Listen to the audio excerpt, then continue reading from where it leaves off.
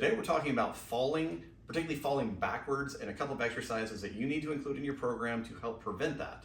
The reason we're talking about fall so much is that we have our live and live stream course coming up in June in Las Vegas. It's called Defying Gravity, and it's about modern fall prevention and fall preparation.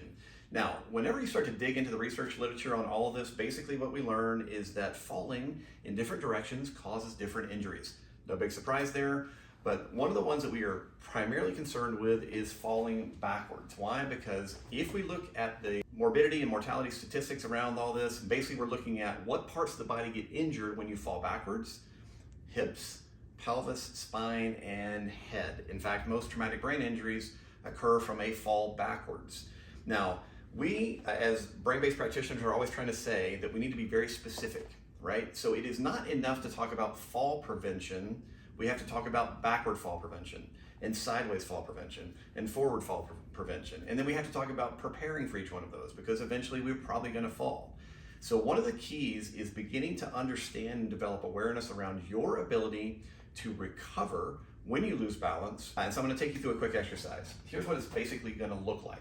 You're going to stand, and all that I want you to start off with is a little bit of a forward rock, and then a very slight rock backwards until you just begin losing your balance, and you're going to take a step. This should begin very minimally, right? Obviously, you're going to do it in a safe space, not like I'm demonstrating here where there's metal objects to fall on. I just want you to be smart about it and put down mattresses or a lot of soft dogs, whatever you need to, in case you do lose your balance. But start safely. You can even hold on to things. But we want to start with that forward rock, and then again a light backward rock until we begin to lose our balance, and we're going to take a step. Then we're going to alter that by looking over our left shoulder, beginning to fall backwards and take that step. So it's now going to take us on some angles. And I'm going to look over my right shoulder, rock back, and take that step. I want you to do that 15, 20 times and just start to build some awareness again of where do I begin to lose the ability to stay upright.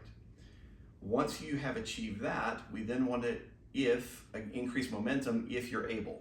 So now what that would mean is I'm going to take a step, begin to fall back, and then catch myself.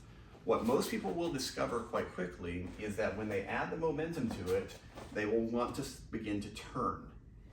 That turning and that awareness of your desire to turn is very important, because a lot of backward falls eventually turn into sideways falls.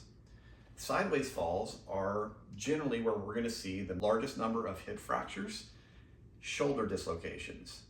And obviously, if you've worked with an elderly population, particularly, hip fractures are enormously important. And in fact, 95% of hip fractures in an older population come from falls, and about 80% of that is from falling sideways.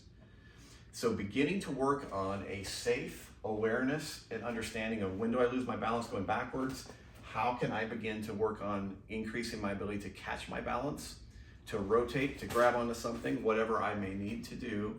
This is a key initial step in preparing for that backward fall. All right, so this again, just a super simple exercise. Do it safely, do it intelligently, but more than anything, take from this that it is not enough to say, I'm going to teach people how to fall and only teach them one direction. You got to learn how to fall forward, fall angularly, fall sideways, and fall backwards, and do all of those in a way that's going to minimize injury. And that's really what this whole course is going to be about, on top of bringing all the pain and neuroscience stuff about the eyes, the inner ear, breathing, and how all those different things are going to fit into a fall prevention and fall preparation course. All right, if you have any questions, you can email us. I'm going to put the landing page below as well about that course, so you can check that out. And please remember, if you are a movement professional and you're interested in high-level brain-based training and how to integrate what you're already great at with modern neuroscience, make sure to subscribe to the channel and look at all of our other free content. Thanks.